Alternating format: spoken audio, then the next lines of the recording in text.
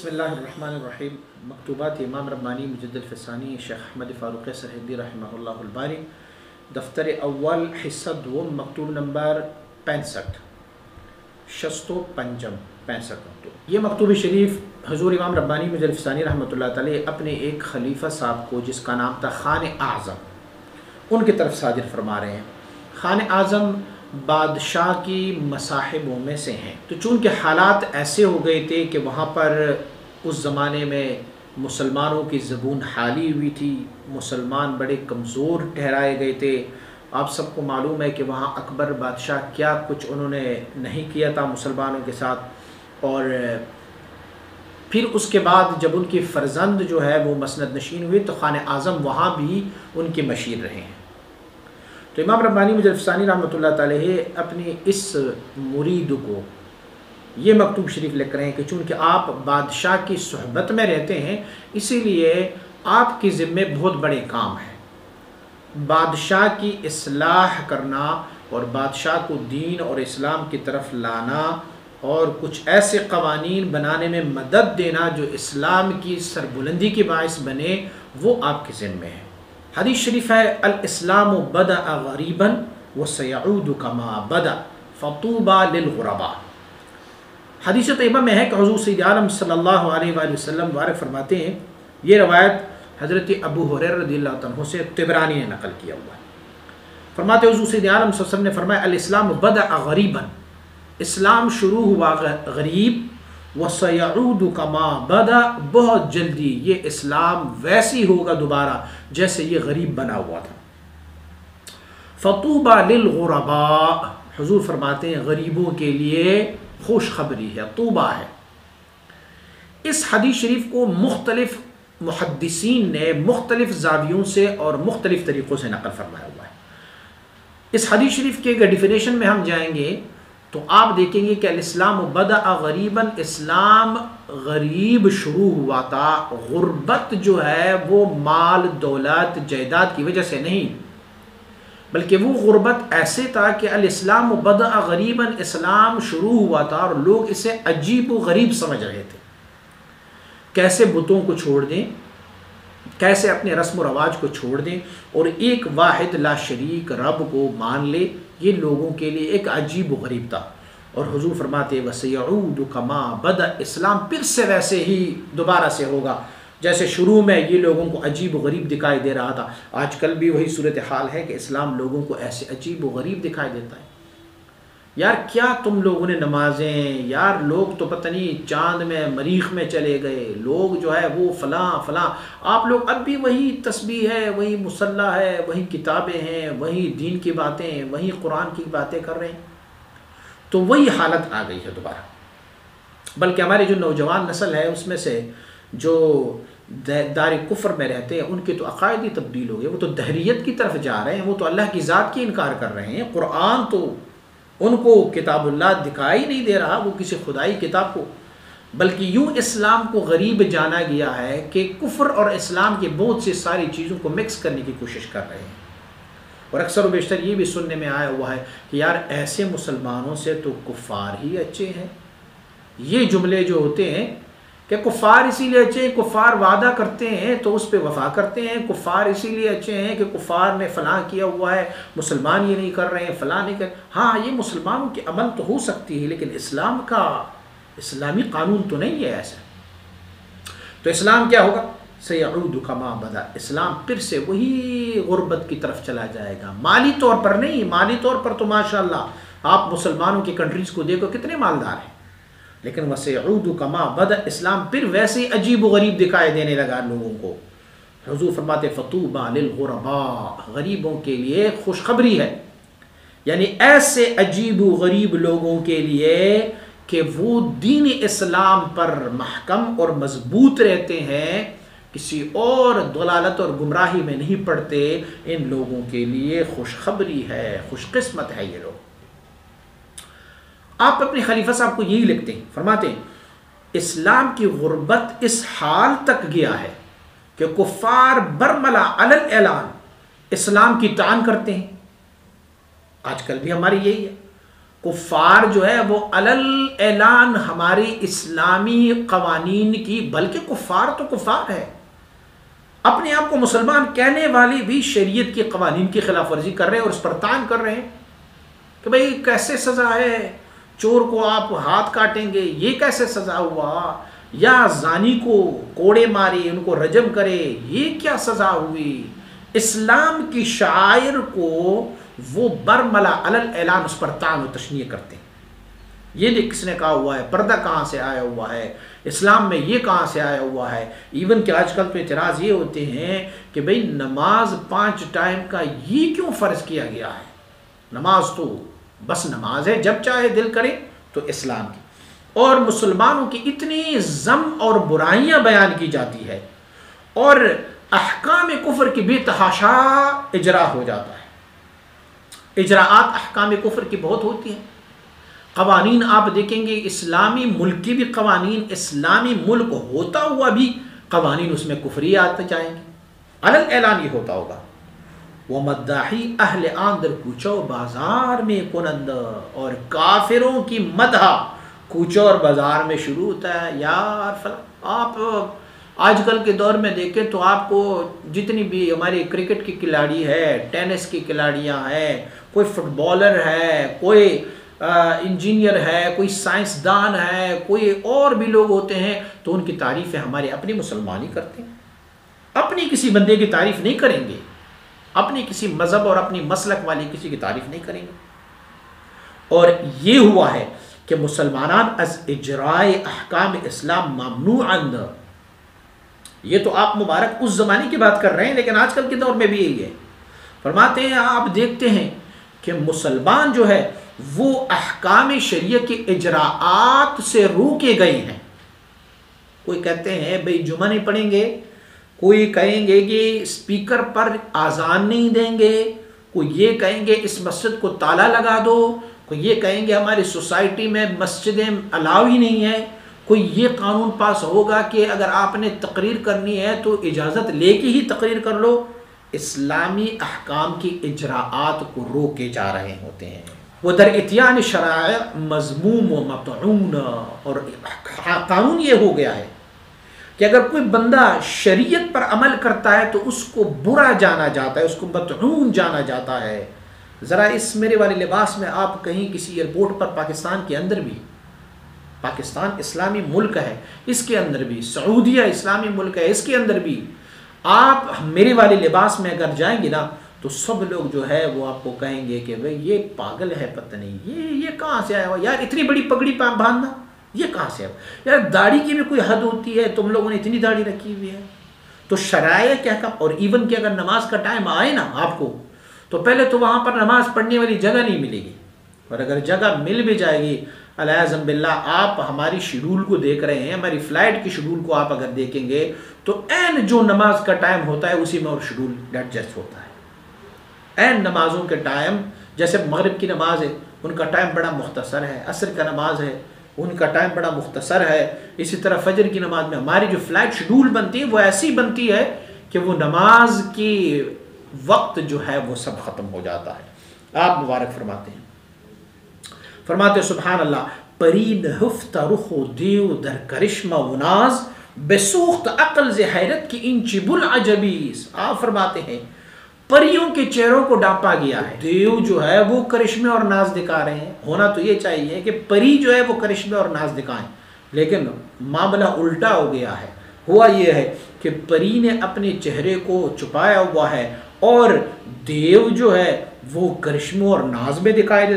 بسوخت عقل ز حیرت کی انچ بلعجبیز، ہمارا عقل تو اس حیرت کی وجہ سے جل جاتا ہے، ختم ہو جاتا ہے کہ یار یہ کیا بلعجبی ہے، پری ہوتی ہے وہ حسن والی ہوتی ہے، ان کا چہرہ لوگوں کو دکھایا جائے، لیکن یہاں پر دیو جو ہے وہ کرشمے اور ناز تو اپناتے ہیں لیکن پری کا چہرہ چھپایا گیا ہے۔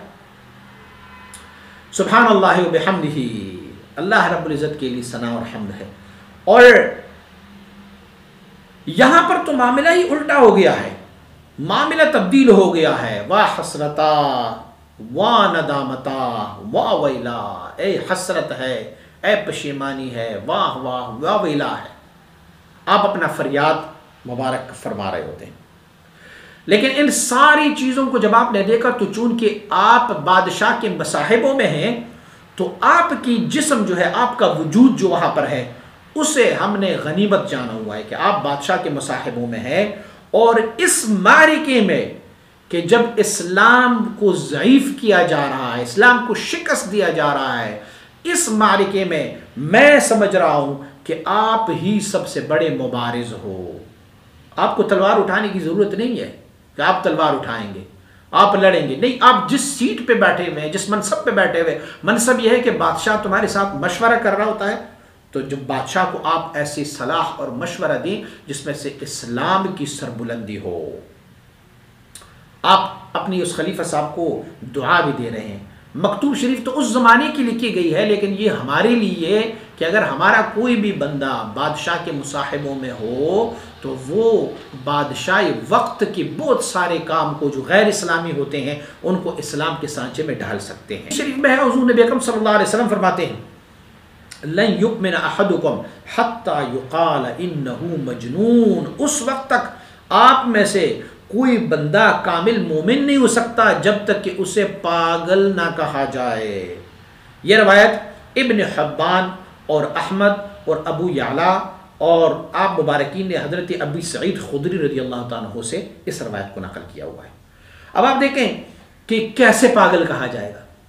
معنی یہ نہیں ہے کہ آپ کا لباس، آپ کا حلیہ، آپ کا بول چال یا آپ کی جو ساخت ہے وہ پاگلوں جیسا، نہیں. مراد اور مقصود اس سے یہ ہے کہ آپ اپنی دین اور اسلام پر اتنے مضبوط رہیں گے کہ لوگ کہیں گے یار یہ لوگ تو پاگل ہو گئے ہیں. آج کل ہمارے ہاں یہی دستور العمل ہے. جو بندہ شریعت مطہرہ پر عمل پیرا ہوتا ہے دوسرے سارے کہتے ہیں یار یہ پاگل ہو گیا ہے، یہ تو پاگل ہو گیا. حضور فرماتے ہیں کامل مومن وہ ہے کہ ان کے حق میں کہا جائے کہ یار تو پاگل ہو گیا ہے. فرماتے ہیں درین وقت آن جنون کے مبنائے آن فرتی غیرت اسلام است در نہاد شما محسوس است. فرماتے اس وقت میں چونکہ یہ کفر کا غلبہ ہو رہا ہے، اسلام زبون حالی کا شکار ہے، فرماتے یہ جنون، یہ پاگل پن آپ کی ذات میں دیکھ رہا ہوں. اور وہ پاگل پن کس وجہ سے ہے؟ یہ ایمان کی غیرت کی وجہ سے ہے. آپ اپنی ایمان پر اتنی غیور ہے، اتنی غیرت ہے آپ پہ کہ لوگ کہتے ہیں کہ یار سارے لوگ ایک طرف جا رہے ہیں تو ایک طرف چلا ہوا ہے، یہ پاگل پن ہے. فرماتے میں آپ کی نہاد میں، آپ کی طبیعت میں اس پاگل پن کو محسوس کر رہا ہوں. تو اس پاگل پن کا فائدہ اٹھائیں اور بادشاہ وقت کو ایسے مشورے دیں تاکہ ان مشوروں کی وجہ سے صلاح آ جائے. الحمدللہ سبحانہ وعلا ذالک. فرماتے میں اللہ کا حمد و ثنا ادا کرتا ہوں کہ اللہ پاک نے آپ میں وہ جنون رکھا ہوا ہے، اسلام کا جنون رکھا ہوا ہے، شریعت کے جنون آپ میں رکھا ہوا ہے. اور فرماتے کہ آج وہ دن ہے کہ چھوٹے عمل کو بھی اللہ رب العزت عظیم اجر عطا فرما رہا ہوتا ہے اور اسے اللہ کریم مقبول فرما رہا ہوتا ہے. تھوڑے سے عمل کو بھی اللہ رب العزت بہت بڑے اجر سے قبول فرما رہا ہوتا ہے. فرماتے ہیں مثال سے میں سمجھا دیتا ہوں. اصحاب کہف کے اتنا نام ہے نا، پورے قرآن عظیم الشان میں آپ دیکھیں گے سورہ کہف ہے پورا، پھر اس میں ان کا تذکرہ ہے، وہ اللہ کے محبوب بندے ہیں، حتیٰ کہ ان سے نسبت رکھنے والے کتے کا بھی تذکرہ ہے، ان کے ساتھ جانے والے کتے کا بھی تذکرہ ہے. فرماتے ہیں اصحاب کہف نے عمل کیا کیا تھا؟ کون سا عمل تھا؟ زیادہ نمازیں تھیں، زیادہ روزے رکھے ہوئے تھے، زیادہ عبادات اور طاعت تھے؟ نہیں. آپ اگر ان کی ہسٹری کو پڑھیں گے نا زیادہ عبادات اور طاعت نہیں تھے. کیا تھا اس میں سے؟ فرماتے ہیں ماں سوائے اس کی کہ انہوں نے ایک ہجرت کی تھی، اور ہجرت بھی ظالم جابر اور کافر بادشاہ سے ہجرت کر کے چلے گئے. ان کے علاوہ اس میں سے کوئی نیک عمل اور ہمارے خیال اور سوچ میں زیادہ نہیں ہے. ایک عمل کیا نا. فرماتے یہ ایک عمل ان کا اتنا اعتبار ہوا ان کو کہ اللہ نے اسے اپنی ولی بنا لی. کیوں؟ اس وقت ضرورت اس امر کی تھی کہ ایک بادشاہ وقت کے خلاف علم اٹھایا جائے. اب علم اس نے اٹھانا تھا لیکن ان کی حامی نہیں تھے، تو انہوں نے یہ جانا کہ اب یہاں سے ہم ہجرت کر جائیں، اور وہ ہجرت بھی اللہ کی رضا کی خاطر ہو. ہم جائیں کہیں کسی غار میں بیٹھ جائیں، کم از کم اس فتنہ اور فساد پر تو ہماری آنکھیں نہیں لگیں گی، نظر تو نہیں پڑے گا نا اس پہ. تو انہوں نے ہجرت کی. اللہ رب العزت نے ایک ہجرت کی وجہ سے ان کو اتنا مرتبہ دیا ہوا. فرماتے ہیں کہ آپ کو میں ایک آرمی کا بھی ایک رول دوں، آرمی کا بھی ایک قانون ہے.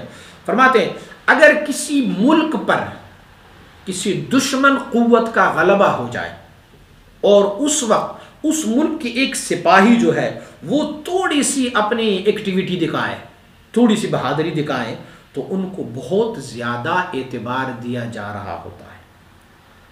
مثلا تو مثال ہمارے آرمی نے اس وقت کہ جب غلبہ ہو کسی جگہ پر دشمن کی، تو آپ دیکھ رہے ہوتے ہیں کہ جن جن لوگوں کو نشان حیدر ملا ہوا ہے ہمارے رولز میں، جن جن لوگوں کو بڑے جو تمغے ملے ہوئے ہیں، تو ان کی اگر آپ ہسٹری دیکھیں گے نا، عام طور پر اگر وہ عمل کر دے امن والی وقت میں اور دشمن کی غلبہ کے وقت نہ ہو، اگر وہ عمل کر لیں تو ان کو الٹا سزا دیا جائے گا۔ لیکن دشمن کی غلبے کے وقت انہوں نے جب یہ کام کیا، کسی نے اپنی جہاز کو سیدھا جا کے گرا دیا، انہیں نشان حیدر مل گیا۔ کوئی رینگتا ہوا ان کے دشمن کے مورچوں میں گیا، وہاں پر وہ خود بھی شہید ہوا اور کچھ اور کو بھی واصل جہنم کیا، لیکن اس کے باوجود ان کو اتنا مرتبہ دیا جا رہا ہوتا ہے۔ کیوں؟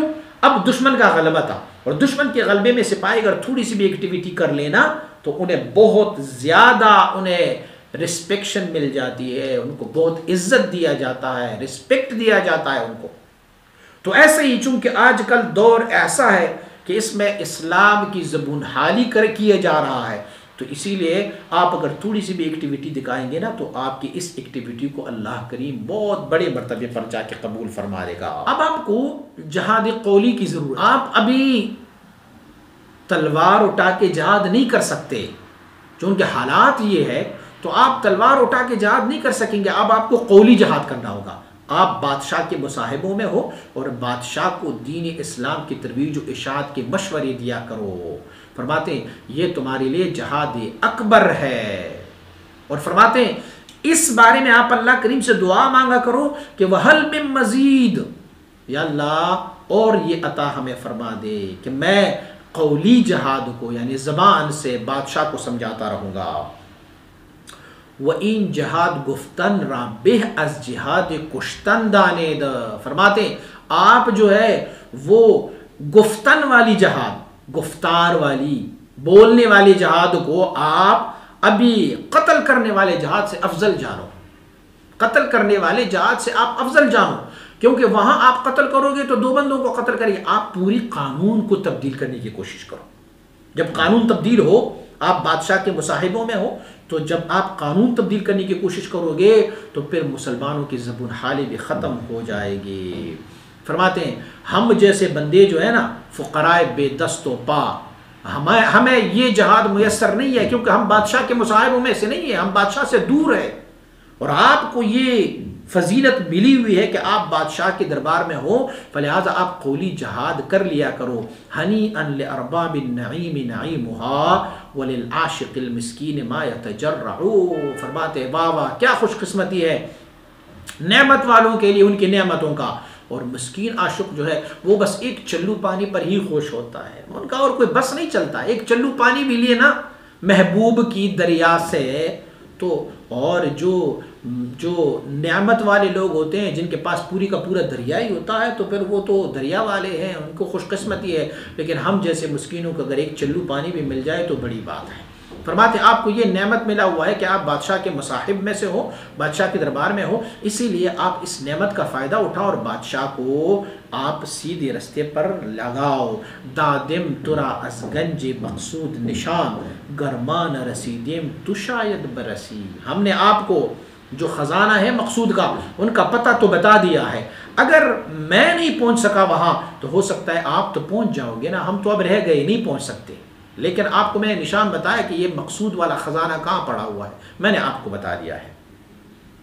اچھا اب کوئی اعتراض کر لی کہ یار تم لوگ جو ہے وہ بادشاہ کے مصاحب ہوتے ہو، بادشاہ کے درباروں میں جاتے ہو، بادشاہ کے ساتھ بیٹھ جاتے ہو، تو یہ تو اچھی نہیں ہے، فقراء کو وہاں نہیں جانا چاہیے۔ آپ مبارک اس کے دلیل بیان فرما رہے ہیں، فرماتے ہیں ہم بادشاہ کے دربار میں اپنی کوئی ایکٹیویٹی دکھانے کے لیے، اپنی کوئی ذاتی مقاصد کے لیے نہیں جاتے، بادشاہ کی مصاحب میں، بادشاہ کی صحبت میں اسی لیے جا رہے ہیں کہ ہو سکتا ہے کہ ہماری وجہ سے بادشاہ کو اصلاح ہو جائے، ہم انہیں دین کی ترغیب دے، اشاعت دین کے لیے اس کو تیار کر لیں۔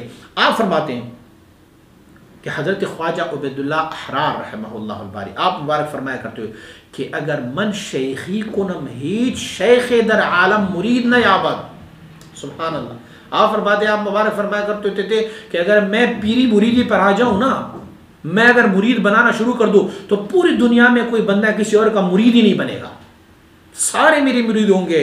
لیکن فرماتے اما مرا کاری دیگر فرمودان دا، فرماتے ہیں مجھے مرید کرانے کے لیے نہیں بھیجا گیا، مجھے کسی اور کام کے لیے بھیجا گیا ہے، اور وہ کام کیا ہے؟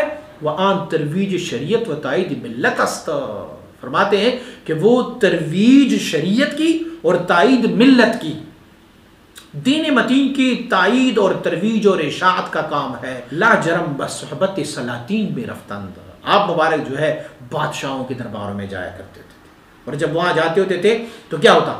اللہ نے جو ان کو باطنی تصرف دیا ہوا تھا وہ بتصرف خود ایشان منقاد میں ساخت، آپ تصرفات فرمایا کرتے ہوتے تھے اور ان کو اپنا تابعدار بنا لیتے، جادو ٹونا نہیں کرتے ہوتے تھے، سحر نہیں کرتے ہوتے تھے، آپ کی باطنی توجہات ہوتی تھی اور زبان سے آپ ارشاد فرما دے ہوتے تھے۔ تو جب بادشاہ آپ کے قابو میں آ جاتا تو بتوسل ایشان ترویج شریعت میں فرمودن، پھر بادشاہ سے اپنی شریعت مطہرہ کے مطابق ان سے احکام جاری کرواتے ہوتے تھے۔ بہت سارے اہل اللہ کے اولیاء اللہ کے آپ کو معلوم ہوگا کہ وہ اللہ کے بندوں کے بارگاہ میں جایا کرتے ہوتے تھے، اللہ کے بندے، اللہ کے محبوب بندے ان کی بادشاہی میں چلے جاتے ہوتے تھے۔ تو پھر آپ ایک مثال حضرت امام ربانی مجرب ثانی رحمۃ اللہ تعالیٰ کے فرزند ارجمن حضرت خواجہ معصوم رحمۃ اللہ تعالیٰ کا بھی ملاحظہ فرمائیں۔ حضرت امام ربانی مجرب ثانی رحمۃ اللہ تعالیٰ نے اورنگزیب آپ کی بیعت ہوئی اور پھر حضرت نے اپنا فرزند مبارک جو حضرت خواجہ معصوم رحمۃ اللہ تعالیٰ کو ان کے پاس بھیجا کرتے ہوتے تھے، اور جب حضرت مجدد الفسانی رحمۃ اللہ تعالیٰ کا انتقال ہوا تو حضرت خواجہ معصوم رحمۃ اللہ تعالیٰ جب مسند نشین ہوئے تو بادشاہ سے اس نے دین اسلام کے لیے وہ کام کروائے کہ شاید ہی کسی نے اس زمانے میں کیا۔ آج کل ہم پڑھتے ہیں نا فتاوی ہندیہ، فتاوی عالمگیریہ، یہ فتاوی عالمگیریہ جو ہے یہ اورنگزیب عالمگیر نے علماء کو اکٹھا کر کے فقہ حنفی کا ایک مستند فتاوی بنوایا ہوا ہے۔ بادشاہ کو دیکھو اور پھر فتاوی کو دیکھو، ہوا کیا تھا کہ جناب خواجہ محمد معصوم رحمہ اللہ آپ مبارک نے ان کو ایسے تربیت کی، پہلے اپنا مرید بنایا، مرید بنانے کے بعد ان کی ایسے تربیت کی کہ انہوں نے دین اسلام کی ترویج و اشاعت کی، اور اکبر بادشاہ کے جتنی بھی مظالم تھے، کفریہ عقائد تھے یا ان کے جو کفریہ کام تھے، سب کو انہوں نے منسوخ کر دیا اور دین اسلام کی ترویج و اشاعت ہوئی۔ فرماتے ہیں میں اللہ رب العزت سے یہ التجا کرتا ہوں کہ اللہ رب العزت آپ کی صحبت بادشاہ وقت کو ہدایت عنایت فرما دیں گے۔ فرماتے اللہ کریم نے آپ کی باتوں میں اس سے تاثیر رکھی ہوئی ہے، اور مسلمانی کی جو عظمت ہے وہ آپ میں بہت زیادہ آپ میں دکھائی دے رہا ہوتا ہے۔ آپ کوشش فرما لیں کہ لا عقل جو احکام کبیرہ ہے نا اہل کفر کا، جو بڑے بڑے احکام ہیں، کم از کم ان کبیرہ احکام کو ختم کر لے، بقیہ چھوٹے موٹے کو خیر ہے، لیکن جو احکام کبیرہ ہے ان کو تو آپ ختم کر لے، تاکہ اسلام میں کوئی خارجیت نہ آئے، اسلام میں کوئی پارٹی بازی نہ آ جائے، اسلام وہی اسلام رہیں گے۔